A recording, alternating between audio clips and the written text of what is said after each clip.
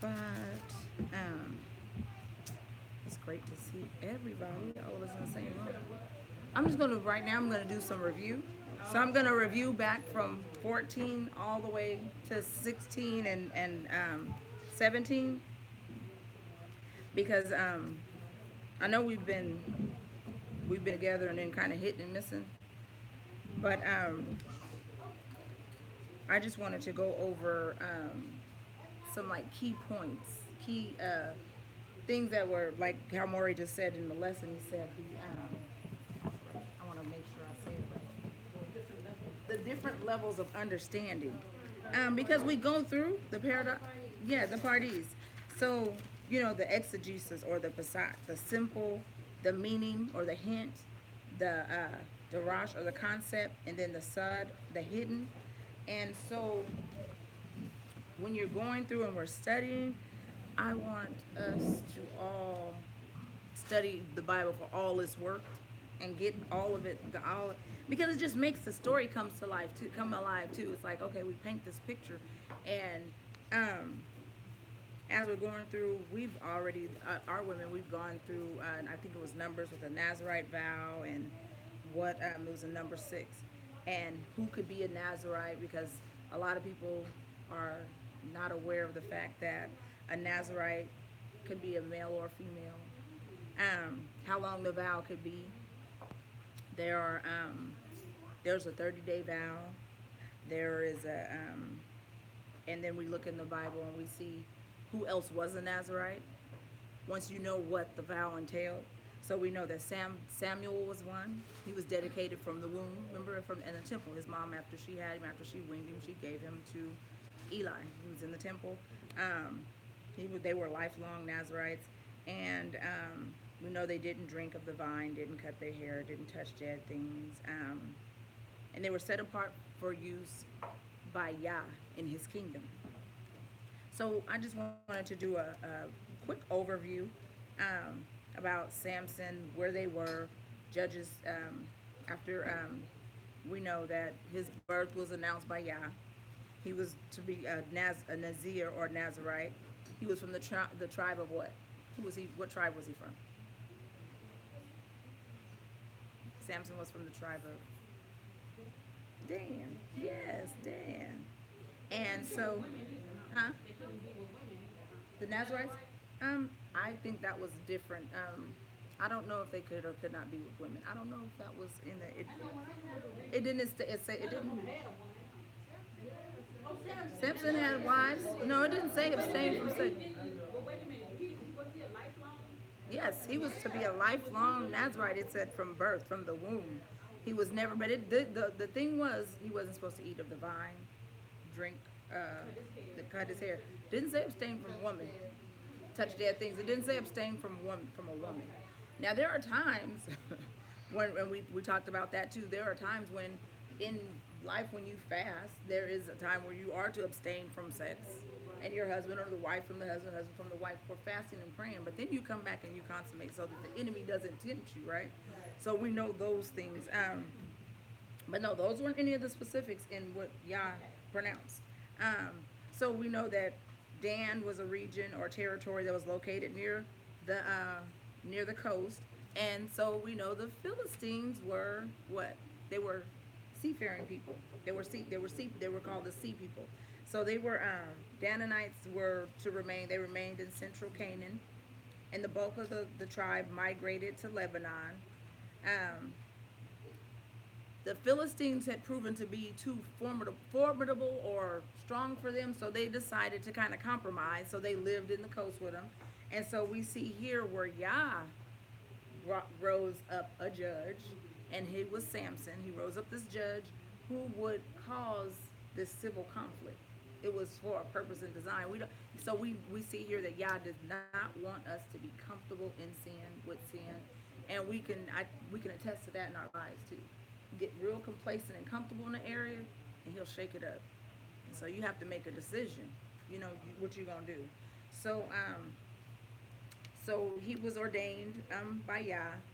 He was on assignment to he was not, as they say, the actual judge to rule or to govern, but he was given an assignment to free his people, basically, to stir up trouble so that the people could be, so that they would not be under the Philistine rule.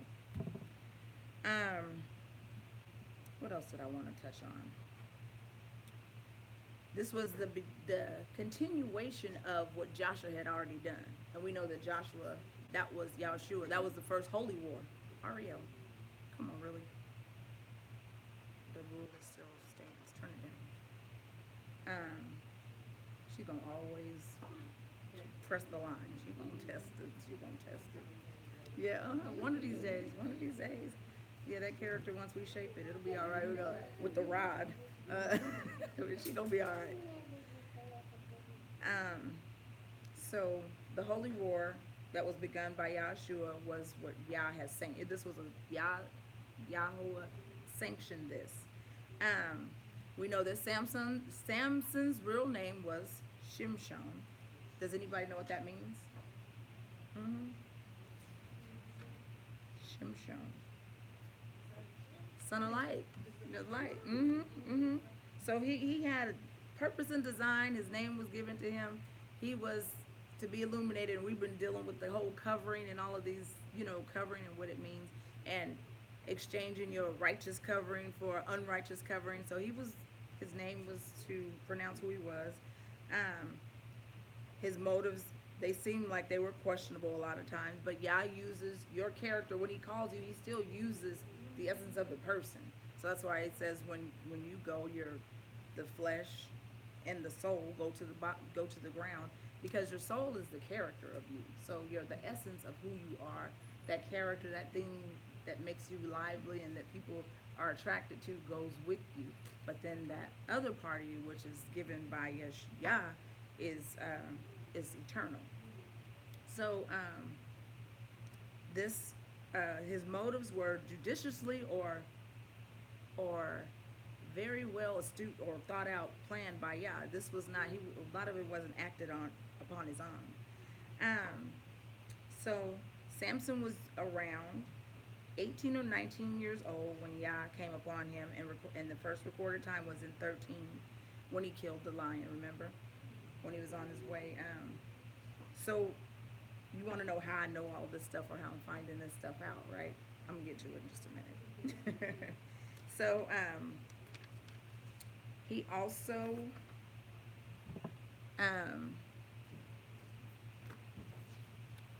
we could take this out then. Came from the tribe of Dan. Samson's name.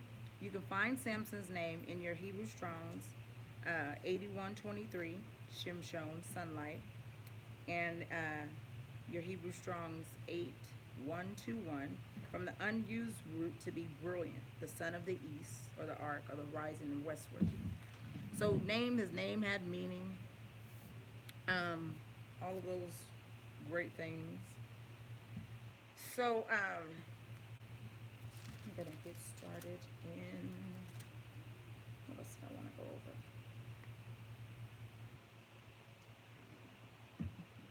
So we know that Israel wasn't a sovereign nation or a government until after the era of Judges. Then when kings, in the era of kings, that's when they became a government, and they were led by kings. So judges, basically, they had those that were appointed by Yah or put in position to kind of usher them into the governing nation. And we see all of the time it says, and then they did what? After this judge was gone, they did evil in his sight. And they did evil in his sight. So something that just really stood out to me earlier when I was going through is that we have the whole thing with the covering in this lesson, and everything that's going on is so prevalent, because without a covering, we are always quick to lean towards evil, unrighteousness. So when they didn't have a judge, or when no one was called upon, where Yah didn't appoint anybody, when he was silent at the time, they went on back to their own, the regular old behaviors. And so the whole thing with the Shema, hear and do, Zakar, remember, recite the Shema, and to recite the commandments so that you don't forget. Because as soon as they ain't nobody watching. You kind of go like kids and mama didn't say nothing. My daughter was good at that. I remember she'd say, "Oh, mama said wash the dishes." Mama came home and seen the dishes and didn't say nothing. Okay. Mama didn't say nothing because mama walking in the room to go get the belt to come back out and beat you, and then you're gonna be washing dishes. Now you mad because I told you to do it before you. So those things. So as soon as nobody didn't see nothing, or nobody didn't say nothing, they acting they not watching. So okay, I didn't say nothing. I ain't seen nothing. So so they were a sovereign nation. There were no sovereign nations. Um, you remember when the Levites, um, there were 12 tribes that inhabited the land of Canaan, but there was no place called Israel yet. So right now they are just the Hebrews who've come up out of the land of Mizraim, and are they are forming. Yah is making them into a government. I mean, into a person. I mean, a people, a nation. So we know that Samson was in Timnah one day for whatever purpose, nobody knows, but he saw a woman, right? And we talked about his character because when we get into 17, 16, 17, 18, his problem was always with what? Women. And that was his thing. He kind of did what he wanted. And we live like that too. We live as if what Yah, the gifts and abilities and talents that Yah has given us and the call that he has on our life, we can use that for our own satisfaction. So that's kind of where it's sad, but Samson did it. We do it too. We have talents, gifts, abilities, and we kind of fall into other, we use it for our own, we use it for our own, what do you call it, recreation or fun. And so I said he saw a woman, and when he seen the woman, he said she caught his eye. Another clue, come out here. He seen her face. In that culture, weren't the women usually veiled? He saw her face, which means she was not of his culture, right? So if he saw her face, kind of meant she was immodest. So he wasn't only attracted to women. He liked immodest women. He liked the thotties. He liked the thoughts. Yes, he liked the little thotties. It wasn't just that. He always ventured off somewhere else to find something to play with. And so then he went to his parents. We know he went to his parents and he asked for the woman. And his parents, it kind of grieved him, but okay, after pressing or whatever, he said, okay, they gave her, said, okay, what it said in the Bible was, actually what it really said was, she's right in my sight. So she's right to me. So meaning that his underlying character is he wanted whatever he saw. What he saw, it wasn't about what he knew he's supposed to do. And we're often like this too. We see something, we just want it because we like it.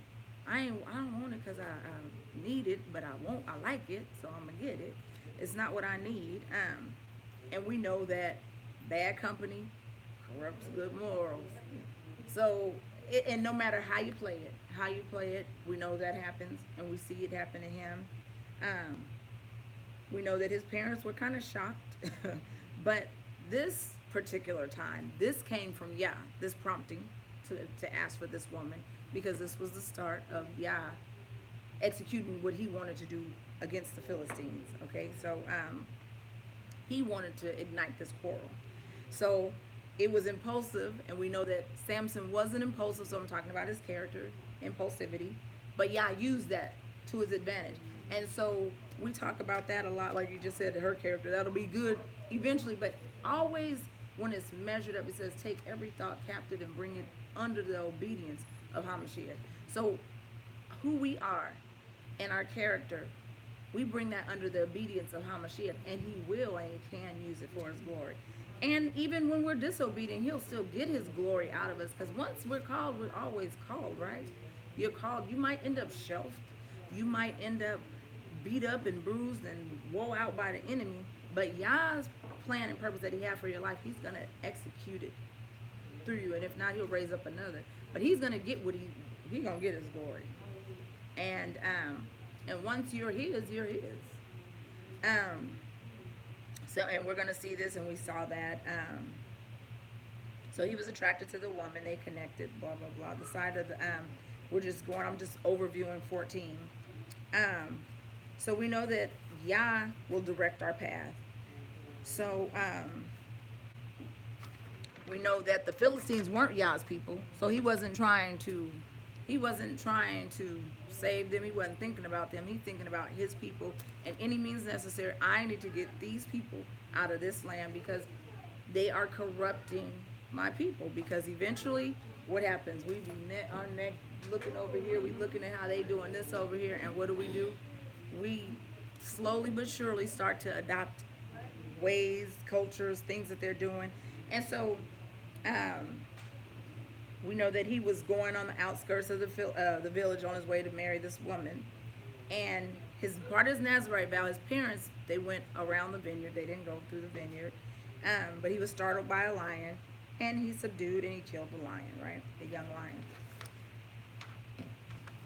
Samson was always doing something though, because after you kill the lion, when you coming back through, you find that the lion had honey in it. So what did he do then? Ate it, but he touched what? A dead carcass. Not only a dead carcass, that you took the contents out of the dead carcass, and then you didn't. It's so crazy, but when you're looking at it and thinking about it, it's like the things that you do when people sin, and then the what do you call it? The things that you don't know about, that they don't reveal to you, it causes you to be caught up in sin too, and you don't even know it. So he took the honey out of the lion, gave it to his mother and father, knowing that if it had came out the lion, they wouldn't have eaten it, because they know that you don't eat something out of the dead carcass of a. And he's going on through, doing his thing, okay? So we know he broke part of the Nazarite vow, and we know that sin trickles. So it wasn't worse. It wasn't just bad that he ate out of a dead lion. It was an unclean animal at that. So two things. So sin trickles, and you can see that in Joshua 7:1-26, where Achan, how does sin does. Sin contaminates the whole camp. One person's sin, secret sin. You'll wonder why sometimes in life, in your household, and business and different things aren't moving forward. And it's because somebody is caught in a stronghold. They might have a secret sin, a visible sin, but they sin, and they are putting the whole camp in contempt. Y'all ain't just mad at the person, but everybody involved. So the sin has to be purged from the camp, and we see what happened then.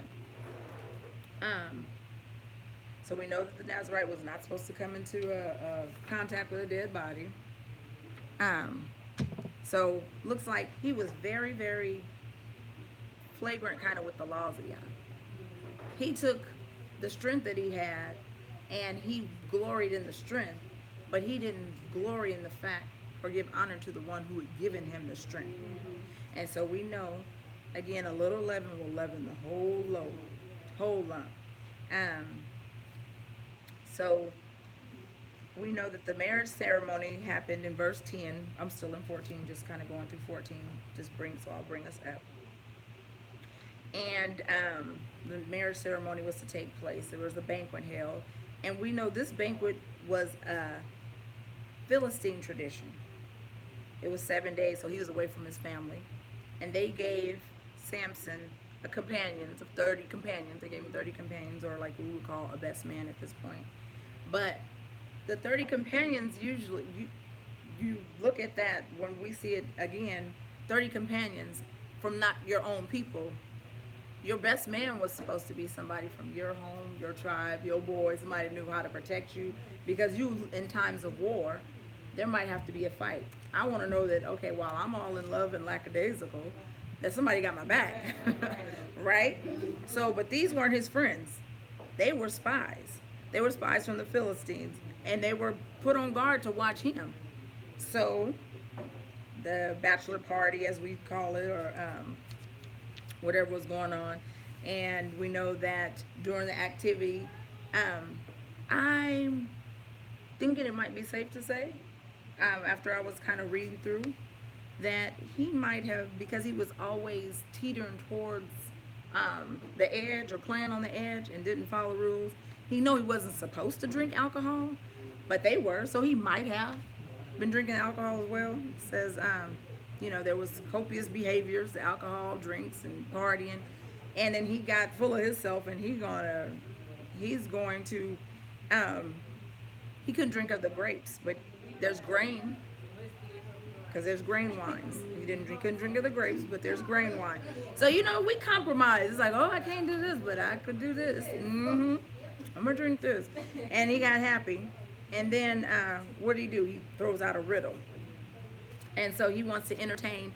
So when we get into like 17 and 18, we'll see this. So he wanted to. The bridegroom does his duty to entertain, and he offers a riddle. So Samson was part of his character, might have been too. He was the life of the party, riddles and throwing out different things. And so here goes the wager, and he talks about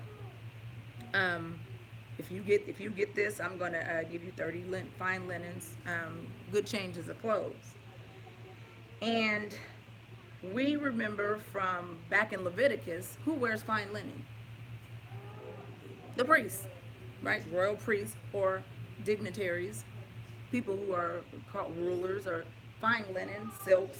They're usually dignitaries, people in democracy, or something like that, something that help that are ruling. And so he throws out this riddle, and he gives the riddle, and then eventually the woman presses him, and they demanded her to pry her husband, right? And so next time they see Samson, he gives it this after the 7th day. He broke down and told her. He had this thing too, a weakness for the woman too, right? He'd be like, oh well, forget it, because again he rested in the fact of his strength, and he's not thinking about and what is at stake. So after the 7th day, the riddle was they came at him and they knew the riddle, and so that was funny, right? So they pressured her. She told it, and he's always playing with temptation. So he goes to the nearest city, to Ashkelon, and what does he do? He kills 30 men, or you think men, right? But we go back to it, what they have on, fine linen. This is the uprising and the start of the war. Because these are 30 dignitaries. These weren't just any kind of men. These were probably the priests in Ashkelon, or of the Philistines, the lords of the Philistines, or somebody of a higher level. Think about now, if somebody who comes from the United Nations, we go to another country and we're over there partying and hanging out, and if we kill someone in the nearest country next to them, what would we do? We would incite a war, right? With us, because we are ambassadors of what? The United States. So we're ambassadors, same thing like how we are. We're ambassadors for the kingdom of Yah. And so things that we do incite others to bring charges against Yah's account, or the account of our culture, or how we are learning now, keeping Torah. They like, oh, one person in Torah act a fool, everybody crazy. Just all of those things. So we see here he did that, and he was upset. He said, well, if you hadn't plowed with my cow, you see what he said to them. He said, you wouldn't have solved the riddle. So that's what he said. He said, if you hadn't have plowed with my young cow, you would have not solved the riddle now. That's what he told them. You slept, so yeah. You plowed with my cow. So those things, again, we're going to the deeper meanings of what things mean. Not just surface. What does plowing mean? You put a groove somewhere. Y'all done, made your mark. And then she done told you what I said. Yeah. So, what happened then? He ran off and he left. And he gave them their clothing for solving the riddle, and he went on, but he started the war. So again, Leviticus, you can find where the linen and fine clothing was named at in Leviticus 16:4. We know that kings, priests, diplomats, and those that wage war wore this type of clothing. And so he gave him the clothing. And then we see Samson took off. He went on about his business, and then he comes back. He comes back, and that's where we see he comes back in, I believe it's 15. And he comes back, and he comes back for his wife. And when he comes back, it says, but after a while, in the time of the wheat harvest, it came about, he visited his wife. So he left and came back. So I have 15, the wheat harvest. There is Aviv is the first month, and that's where barley is harvested, April, May. Second month, the barley is planted in March and April. Sorry about that. The second month, barley is complete, and that would be the month of April, May. The third month is May and June. That's the wheat harvest. Fourth month would be considered June and July. That's the wheat harvest. So we know that in the wheat harvest, the time to harvest the wheat, June or July, he came back for his wife. So it's important to know these times and seasons. So when it says this, he says the time of the wheat harvest. Okay, so I go and I look at my Bible and I look at my concordance. Okay, wheat. When is it harvested? When is it harvested in Israel? So that they can't tell us. They say, oh well, it's hard. They didn't have a calendar. They didn't have a clock. They didn't know the time. Even the thing with the 3 days and 3 nights with the first hour, the third hour, the 6th hour, the 9th hour. No, we know that the time was allotted in increments and quarters. They knew what time it was when Hamashiach got on that cross, when he died, when they took him off, and what time they put him down and buried him in the Shabbat, all of those things. So the time of the wheat harvest was in June or July. So we know that. That's what I found in there. And he said he came to visit his wife. And he said, I'll go into her room, but her father did not let him enter. And his father said, I really thought that you hated her intensely, so I gave her to your companion. Is not her younger sister more beautiful than she? Please, let her be yours instead. Samson then said to them, said to them, this time I shall be blameless in regard to the Philistines when I do them harm. And Samson went and caught 300 foxes, and we know he took the torches, tied their tails together, and he set them on fire, right? And they ran through and they destroyed their crops, right? So we know 7 areas. Why did this start a war again? So we know that 7 areas of influence, 7 areas of resources are highly likely to start or correlate with a civil war. You know, we'll fight over, like, what they fight, tobacco, wheat, grain, grapes. They're fighting over a free enterprise and having slaves. Are we going to pay them? What are we going to do? We're going to let them share a crop. So we've seen the burning of the crops. That was an attack of the natural resources that created war, because what you mess with? My money, my food, my economy. You know, we said, women will say, don't mess with 3 things. Don't mess with my money, my kids. And I say, I don't know, the other man. But yeah, don't mess with that. But that's what they say. Don't mess with don't mess with my kids, my money, my food. Don't mess with that. Man is, whatever. But but we'll say that in a minute. Don't mess with any of those things. You won't have a fight. So we know in agriculture or the resources, these areas will cause conflict. So it ignited the war, and it did just what y'all wanted to happen at this point. So we see here in verse 6 where he says the Philistines, set on fire. Then the Philistines said, who did this? And they said, Samson, the son-in-law of the Timnite. And he took the wife and the father and all of them, and they took revenge. They burned them. And they burned them. And then it came about, burned her, father, everything. So, because the husband is gone for a long, long time. The father has the right to give that word away again to somebody else. They not our people. Remember, the culture is different. So he said, I thought you hated her, so I'll do what they'll do and give her to somebody else, because she's already apparently been spoiled.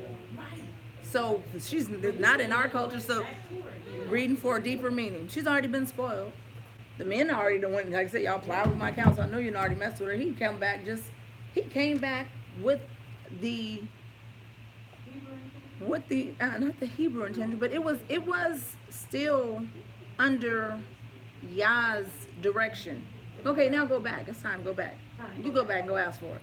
He knew already what happened. He didn't want her. Of course, I mean, he might have, because he liked harlots, so he might did, but he didn't want. It wasn't with the intention of wanting her for, to make a home, make a family. But Yah used him to go back and to wage war, to start the war. Yes. So. Yeah. Yes, I know, right? I have one of those. My daughter just said my son's name, but he is very impulsive. I was gonna say that too in my lesson, but I was like, I be trying to refrain from saying things about my seeds sometimes, because they interesting. Some of them I have, you give birth. When you give birth to children, it's no one particular type of child you're gonna have. Everybody has different characters. Everybody's different.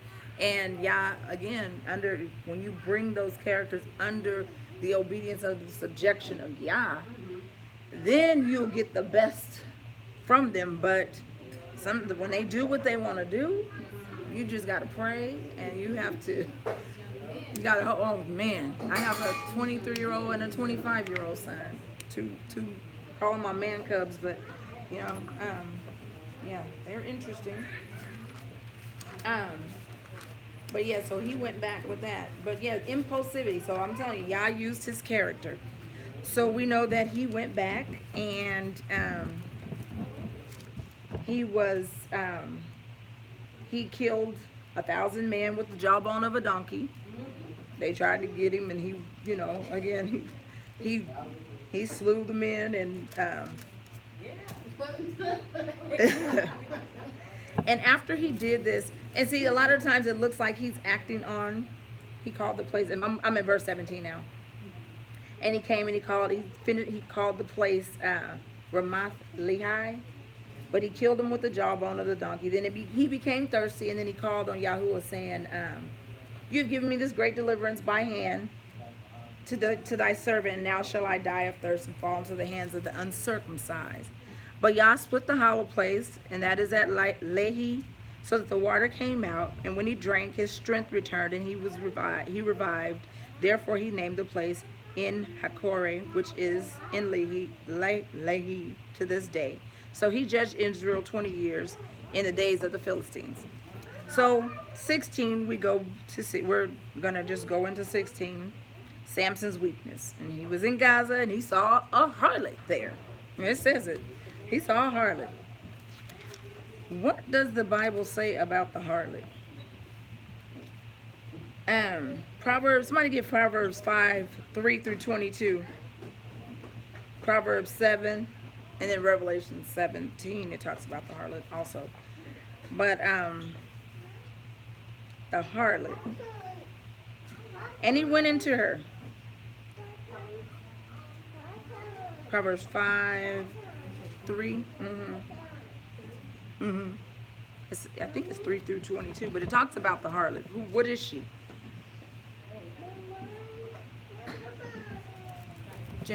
Ari. Yeah, she's smooth, subtle, alluring.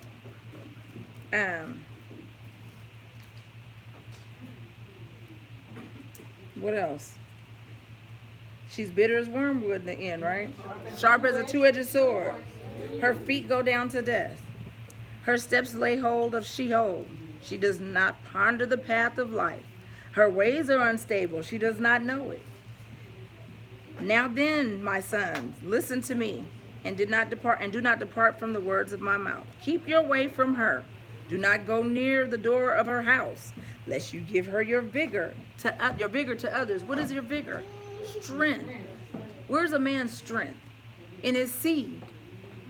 Why are you giving your seed to others, to these other women, to these, and I'll have to go into the composition of the seed, but testosterone's there, blood's there, so there's life in the seed.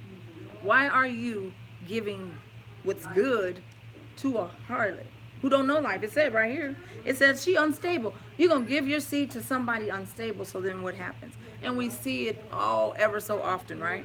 We have these young men, because I used to tell my boys, I said, you know what? Don't give these women kids. Don't be leaving babies everywhere you go, because then that means you hook me up with a family I might not even want to have to know. You know what I mean? But they don't think about that. They don't think about everything else that they're gonna bring into motion. Women too. We allow people to lay seeds somewhere, and then we got kids by these people, and we wonder why our kids is crazy, and because grandma or daddy crazy. Yes, great like my grandbaby says, great grandpappy was crazy. So you have all of that, and it says, lest you give your vigor to others and your years to the cruel one, lest strangers be filled with your strength and hard-earned goods go to the house of an alien, and you groan at your latter end, when your flesh and your body are consumed, and you say, how have I hated instruction, and my heart spurned reproof. And I have not listened to the voice of my teachers, nor inclined to the ears of my instructors. I was almost in utter ruin in the midst of the assembly and the congregation. Drink water from your own cistern, and fresh water from your own well. Should your springs be dispersed abroad, streams of water in the streets? Because again, we know she's unstable in all her ways. So this is just the harlot. Just reading with the harlot. So he goes, he sees her, he goes into her. We know what that means. We don't need to elaborate too much on that. And then when it was told to the Gazites, they said they seen Samson here, and they surrounded the place and lay wait at night for him. And then we know that they wanted to lay in wait to kill him. And Samson lay up until midnight. And in midnight he rose and took hold of the doors of the gate and walked off with the gates on his back, right? Just always extra. Just very, very, very mischievous. Very. So he's mischievous, he's impulsive, and he has a unquenchable, insatiable lust for harlots. It's just the other side. It just You got a wife at home. Get your dollars. Go buy her some lingerie. Tell her to strip. It's okay. It's lawful. It is in the home. All these things are. But we see here that the lords of the Philistines, and I don't know why people don't I don't answer the phone on Saturdays. I don't even want to answer.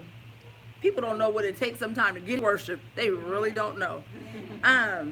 Worship is imperative. Not the week you got, like you said, those 6 other days. You got everything happening. Said, if I could just make it to the gate, if I could just touch the hem of his garment, if I could just get here to worship and teach and do what I have, what I'm called to do, then I'd be all right. But no.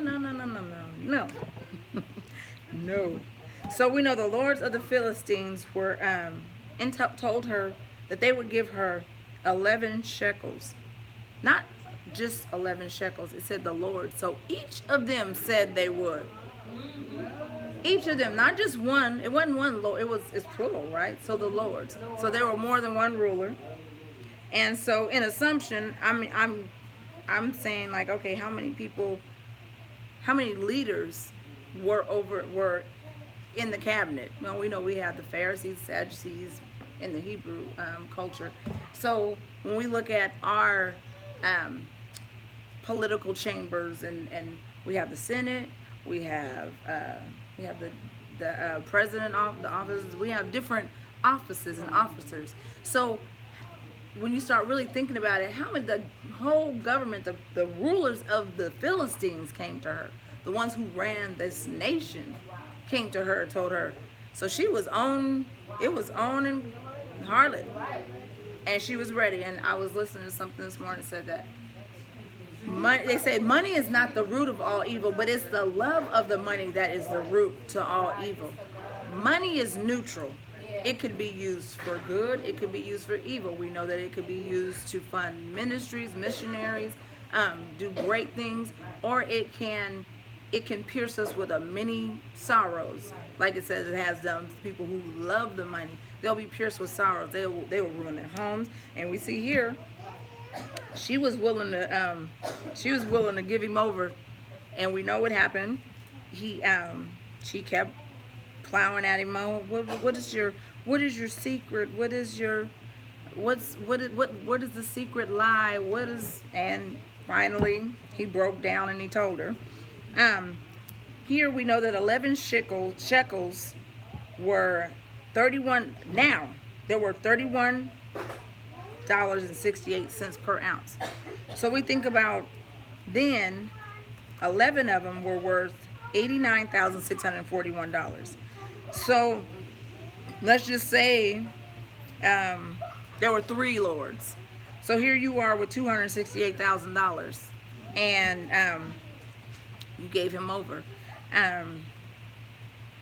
Gave him over to the lords of the Philistines, right? Who knows what she's done? But as we continue on, and when we get to 17, certain things kind of start making you question. So that's why I'm just going through this, and you guys can read it for yourself, because our ladies, I don't want to bombard them with the same lesson over and over. So I'm just, like I said, just going through what we've already studied. So we know that he told her, cut his hair, they gouged his eyes out, and it was something crazy that stood out to me, and I'll read it later. But they gouged his eyes out, and they brought him down to Gaza and bound him with bronze chains, and he was a grinder in their prison. Forgot though, or maybe they didn't know. They wasn't thinking about it. Okay, we cut his hair, he loses his strength. But it didn't. For how long? They forgot to ask that question. Okay, we cut his hair, how long he gonna lose his strength? Because they safe to say they have him down here and he's blind, and now he's of no use anymore, right? But his hair starts growing back. Huh? You would. That's what they should have did. That's what they should have did. That's what they should have did. They can't see you coming. They can't see you coming. Yeah, right? But so the lords of the Philistines assembled to offer a great sacrifice to Dagon. So again, the Philistines, sea people, right? They're the sea people. They're by the water. Dagon is the god, the fish god, right? So that's who they worship. So that's how you correlate all these things together. They people of the sea. They worship the fish god. And so now they're going to give and have a great sacrifice to Dagon and to rejoice, for they said, our God, our El, has given Samson, our enemy, into our hands. When the people saw him, they praised their El, for they said, our El has given our enemy into our hands, even the destroyer of our country, who has slain many of us. It so happened when they were in high spirits that they call for Samson, that he may amuse us. So they called for Samson in the prison, and he entertained them. And they made him stand between the pillars. So they called for him, and they called for him to make sport. And this is in verse 23 through 27 I'm talking about. But they called for him to amuse them, and they called him their enemy. And we'll rejoice. And we know the enemy will rejoice and use you and your God-given ability for sport and entertainment for itself. He doesn't come for people that don't have talent, or don't have a gift, or don't have something in them. He don't want those that are already perishing. I want, like Samson, I want what y'all don't want me to have. I want these girls that are empty and unstable in all their ways, and just gonna let me do what I want to do, have my fun. And the enemy got more sense than we got. I want somebody with the light. I want somebody that has the light in them. I want somebody that y'all can use, and I'm gonna get them. And and I got the prize if I got the light. So we see that in sports and in entertainment and in all of the things that our girls and boys have been bombarded with this culture now. They looking at the things they see, and they're being enamored with, and they're thinking that's it. But you have to trade your righteous covering for this unrighteousness. And then now these people are making money off you. They're giving you drugs. They're exploiting your body. I just saw the picture where Jay-Z and Beyonce laid up in the bed. Did you see that? Like Yoko Ono and Yoko Ono and what's his name that got killed? John Lennon. And they're depicting the same thing, but now you're the new couple, B and Jay and Hove, and you're laying up and letting somebody see your marriage bed. This is not supposed to be defiled. And letting you and your husband laying up nude and only concealing your inner parts, only concealing those parts, but still just those things, showing those things. So for entertainment, for sport, the enemy will take your gift, because Beyonce is gifted. She can sing. She's an entertainer. She's attractive. People look at her voice. You can hear her, you see her. Jay-Z, he is brilliant. He doesn't write anything down. All of his rhymes, he said he's off the top of his head. He doesn't write them down. So this young man who came from Marcy Projects, from nowhere, used rhyme and words and metaphors, and that's a gift. Everybody can't. I can't remember what I walked in the room sometime for lately, and I think I've been thinking, I'm like, is this the only? I'll be asking Holder. I said, okay, is this early onset of Alzheimer's? I said, I walked to the bathroom and I'm like, okay, I'm gonna go. I took a shower, scrubbed my feet. I'm gonna go get the Vaseline. I walk in the bedroom and I'm like, what was I coming in here to get? I was like, oh, socks. Let me go back in the bathroom and see if I can remember what I walked back here to get. So I'm like, so I can't remember some stuff. That is not my gift. I don't forget a face, though. I might forget your name. Don't charge it to my head, not my heart, because I call the kids everybody's name now, everything else. It's all bad. I be having to pray. I'm like, oh, yeah, please, just keep my mind. I want three things. I want to know who I am when I leave here. I want to have a portion of health and strength, and I don't want nobody to have to take care of me. So can you please just grab me those three things? Because the way things are going on, the kid been and forgot me in the room in the car somewhere. So we know that the enemy will make sport of you. So it says, when Samson said to the boy, he entertained him, because we know he's an entertainer. He did the riddling and probably shucked and jived. He probably was a fun guy, charismatic, handsome, big, strong, all these things. So they laughing, but he ain't got no eyes. All this. The enemy wants to take your eyesight. He wants to take your vision. He wants to take your eyes off the Father. And you forget, no vision, you perish, right? The people perish, but he forgets. Yeah, you might take the physical, again, like Maury was just talking about. Okay, the first time I shot him, he was dead, but he just moving. Okay, he took my vision, but you can't take my mind. He was probably better off killing me or giving me a lobotomy, making me crazy or something, right? But he could still, in your mind's eye, I say your mind's eye, in my imagination, in my heart, okay, I can still see. I can still commune with my Father. They forgot that. They know their homes and their other senses have heightened. Hearing, smelling, they can feel your presence. Those other senses kick in. Take your sight. One becomes stronger, right? So they called for him, and he asked the young boy, let me feel the pillars on which the house rests, that I might lean against them. And the house was full of men and women, and the lords of the Philistines were there.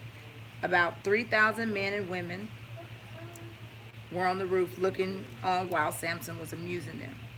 Then Samson called to Yahuwah and said, O Yahuwah Elohim, please remember me, and please strengthen me just this time, O Yah, and I may at once be avenged of the Philistines for my two eyes. And Samson grasped the two middle pillars on which the house rested, and braced himself against them, the one with his right hand and the other with his left. And Samson said, let me die with the Philistines. And he bent with all his might, and so the house fell on the lords and all the people who were in it. So the dead whom he killed at his death were more than he killed in his life. Then his brothers and all his father's household came down, took him, brought him up, and buried him between Zorah and Eshtaol in the tomb of Manoah his father. Thus he had judged Israel 20 years. So Samson avenging, here we see repentance and redemption. Even in his life, he didn't do everything like he was supposed to. But when he repented, because he was put in prison, the enemy, that's what he wants to do. He wants to put you back in slavery or in bondage to sin. And when we think about that, that's what we always need to think of when we're sinning, when we have these a choice set before us.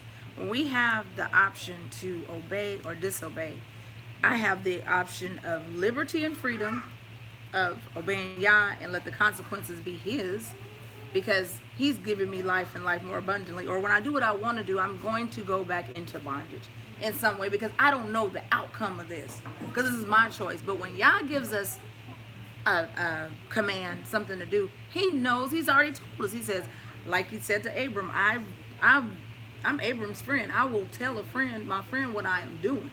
You do this, I'm gonna do this. You do this, I'm gonna do this. And so with our choice, we say, okay, I think I can handle the consequence, or when it get too hard to bear. So we see repentance and redemption. He judges over tragic 20 years, but he had a tragic end. And I put here, we live and we use Yah's gifts, talents for our own glory. The enemy rejoices and laughs once he believes he has rendered us ineffective. And so he thought that he had rendered him ineffective. But this just one time we see where, yeah, he went ahead, he repented. So we see, because I think a lot of the questions, I think in my youth, when I was in Christian church, I was my thing, well, they did this, this, and that. And that's where that whole theology came in. Well, if right before I die, I ask for God to forgive me, I ain't gonna go to hell. But the thing of it is, you've wasted a whole entire life. You wasted like all of your effectiveness. You could have been that much more effective in life with your sight, with all your abilities and faculties, than did just this one time. Yeah, you avenged and your purpose was served for your generation, but how much more excellent could your name could have went down? This is tragic. But we see that Yah avenged him, and there was repentance, and Yah gave him his strength back, because for the strength to come upon him, the Spirit had to overshadow him. The Spirit had to come upon him. The Spirit lives in us now. We don't have to keep asking Yah to give us the Spirit, give us the Spirit, give us the Spirit, because the Ruach lives in us. So we have the ability every day to overcome, and to be victorious. So that is sad, and we see, right? So we're in 17. And so we'll start here. It says, now there was a man of the hill country of Ephraim, whose name was Micah. And he said to his mother, the 1,100 pieces of silver which were taken from you, about which you uttered a curse in my hearing, behold, the silver is with me, I took it. And his mother said, blessed be my son by Yahuwah. He then returned the 1,100 shekels of silver to his mother, and his mother said, I wholly dedicate the silver from my hand to Yahuwah for my son to make a graven image and a molten image. Now, therefore, I will return them to you. So when he returned the silver to his mother took 200 pieces of silver and gave them to the silversmith, who made them into a graven image and a molten image, and they were in the house of Micah. And the man Micah had a shrine, and he made an ephod and household idols, and consecrated one of his sons, that he might become his priest. In those days there was no king in Israel. Every man did what was right in his own eyes. Here we go again, right? Like, my goodness. Every man did what was right in his own eyes. Now there was a young man from Bethlehem in Judah, of the family of Judah, who was a Levite, and he was staying there. Then the men departed from the city from Bethlehem in Judah to stay wherever he might find a place. And as he made his journey, he came to the hill country of Ephraim, to the house of Micah. And Micah said to him, where do you come from? And he said to him, I'm a Levite from Bethlehem in Judah. And I'm going to stay wherever I may find a place. Micah then said to him, dwell with me and be a father and a priest to me. And I will give you 10 pieces of silver a year, a suit of clothes for your maintenance. So the Levite went in. And the Levite agreed to live with the man, and the young man became like to him one of his sons. So Micah consecrated the Levite. The young man became his priest and lived in the house of Micah. Then Micah said, now I know that Yahuwah will prosper me, seeing I have a Levite priest. It's short. Here we go again, right?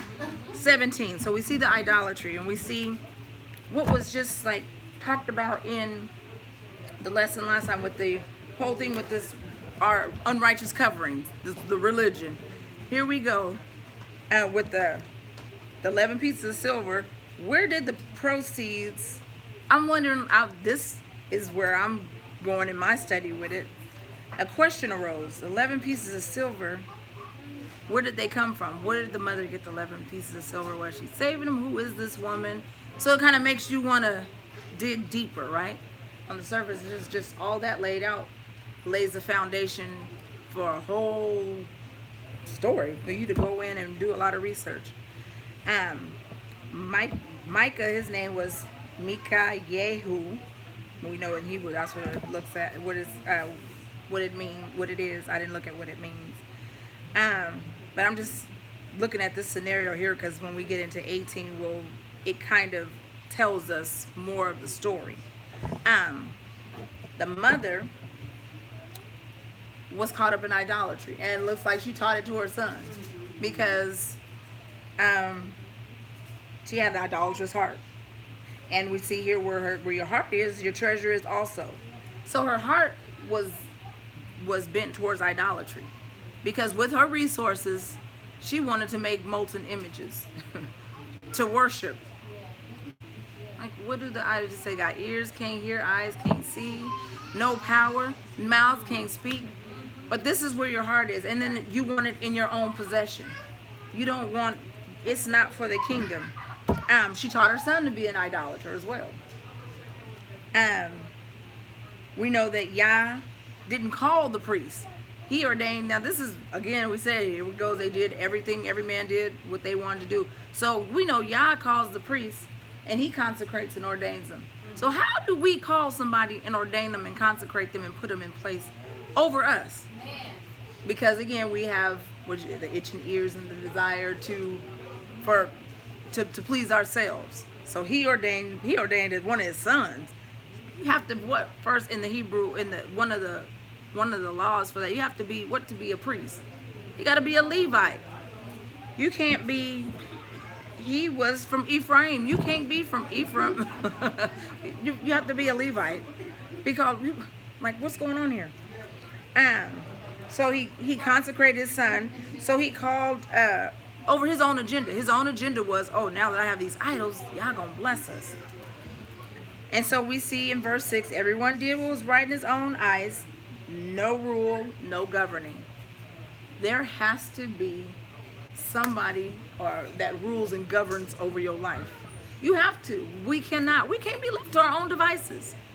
We cannot think that we cool, we okay, or I'm good. We have to have something to measure up against. And so this word is what we measure our lives up against. If it don't line up with this, we off. We cannot consecrate something and say, okay, we doing this. This is right. This is the right way because I say so. We need a covering. And we see that in Genesis 3:7-10. We saw what Chua and Adam did. They needed a covering. They knew right away as soon as they fell into sin, like, ooh, okay, I gotta cover this up. Yeah, I gotta get. I'm playing. I'm out here. So, and we need, as women especially, we have to. We will make unrighteous coverings for ourselves and call them right. This Levi guy, he'd say, "I'm gonna go stay wherever I find a place." He just wandering. Why was the priest? Why was a Levite wandering? And then again, it looks like he didn't know, or he had forgot. Wandering because you forgot the laws, statutes, and commandments, because you let somebody ordain you, dress you, and give you monetary gifts to, it's crazy, to become an abomination, to cause people to sin against Yah. We see that a lot, right?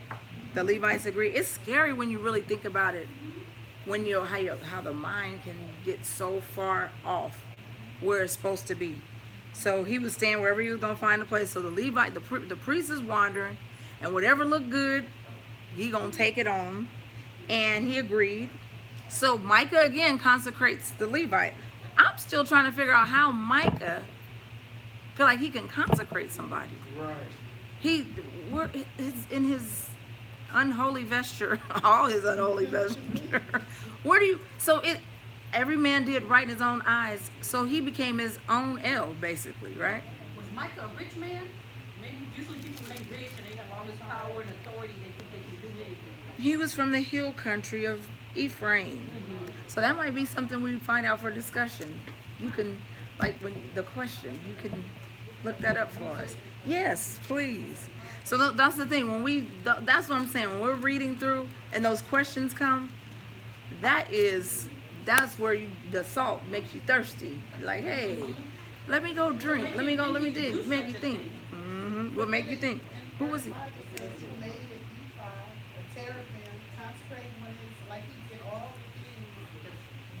Two, really, yes, made the ephod.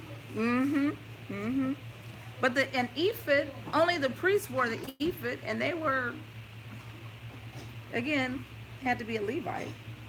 So the mama had the money, yeah. So somebody had some money somewhere, huh? Yeah. Yeah, he had something. Yeah, but he wanted to. He thought that having the idols made him prosperous, or made him effective, or made Yah have favor on him. And he was doing everything that Yah hated. Okay, we have that. We see that though, right? We see that in Western religion, in the church, that a lot of us have had. We became lukewarm. We jumped out of it. It was just like, this ain't it no more. This is not working for me. This don't make sense. That don't make sense. This ain't right.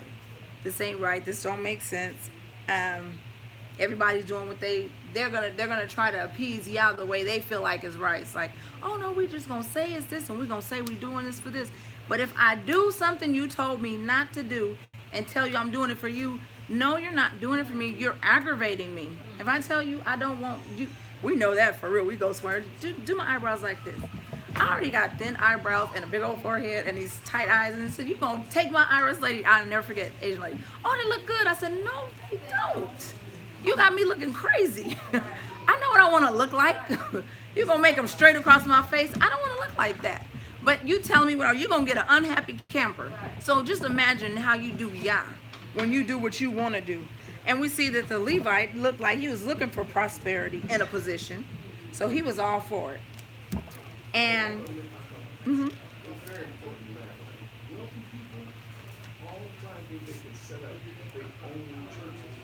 So a lot of churches, if you notice, especially in California, that's all over the South, for families who don't want to be with the Bible, they make their own church. For a preacher, wow. they hire that preacher to come out for them. Yeah. Yeah, that happened in front of the family community, where wealthy people didn't want to be in our ice cream festival. So some people came together who had money, they organized the church, and then they went and found them a preacher who would be willing to come preach for them. Yeah. So they went through the whole process. Nobody started it. Nobody will lay hands on it, or no. This was just people who were disgruntled. Come together with their money. We have some land. They set it all up, and then they go hire a preacher. They figured, now I'm gonna make this guy a preacher. And then because most preachers already want a handout, they want a job or something, they willing to take it. And so that is not new to our culture. We see that in the Bible, right. In the time of Judges, when men were doing what was right in their own eyes, and we see it now. It still happens to this very day. They will vote you out of church real quick, family churches, and they will vote you out and fire you, and they won't give you salaries and how you. Their own seats and their own. Well, I experienced it because when I was coming down to the Bay Area, when Huldah and yourself were there, my son-in-law and my daughter were sleeping in a trailer. And they pastor in this church, ministering to this congregation, and they got my babies sleeping in a trailer in the cold. Wow. I'm like, really? Yes. Wow. And then they don't like what you got to say, and then it turns into a whole nother thing. At their discretion, because they don't want to hear truth. Yeah, they don't want to hear truth. And you have a board meeting and vote you out. Oh, yes, they will. And they'll go through some high and lofty. Yes. And so here we see just that. money, power, prosperity, and a wandering Levite, and everybody doing things and every man going to his own way. So we see the enemy has power to prosper you, but at the expense of your eternal soul. And he will allow you to accumulate all that is fleeting, and you can't even keep your hands on it. And you running around, it runs from you, and you using all your time, spending all your time chasing it. He will trick you. And so we knew that the Levite knew that idolatry was a sin, or he's supposed to know. Again, but when you don't Shema, you don't Zakar, you don't Asah, you don't do it, you forget it. And then you find yourself here. And so next week we'll be in 18, where the Danites seek territory. And in this part, we'll see the Danites do the same thing. They fall into idolatry. They take the idols. They doing the same. They think the idols are the activation for the blessing. But it's obedience. Obedience is what activates Yah's blessing. Faith and obedience.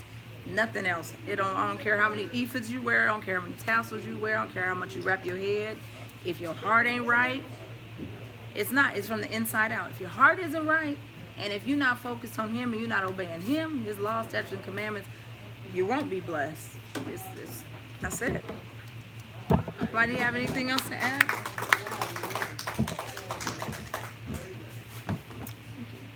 Ooh, they turned on the heater in here, huh?